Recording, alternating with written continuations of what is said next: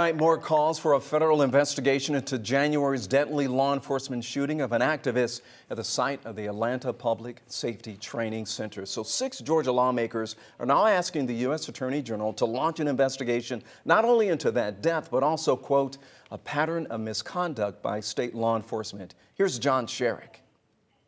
The state lawmakers, 6 of them, want the U.S. Department of Justice to conduct what they're calling an independent investigation into the shooting death of activist Manuel Terán by law enforcement officers on January 18th, when Georgia state troopers and others were clearing protesters from the site of Atlanta's planned public safety training center. That incident also left the state troopers seriously wounded. The 6 lawmakers, 3 senators, Islam, Estevez, and Orrock, and 3 representatives, Roman, Clark, and Schofield, say that the state and local investigations of the shooting have only raised key questions instead of answering them.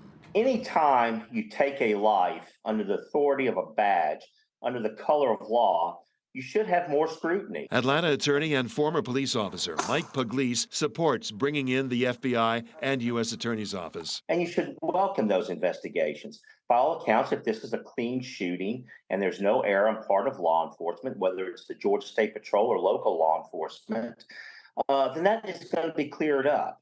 And then that's going to bring more credibility to what you're looking for. The people have a right to know. But in their letter to the Attorney General, the lawmakers go even further. They're asking the Justice Department to investigate, quote, the persistent pattern of misconduct within state law enforcement agencies, to include the incident from this past January and other incidents they do not list. The legislators were not available Monday to answer our questions, and we've contacted the Justice Department to find out when and how the Attorney General is going to respond to their request for an investigation.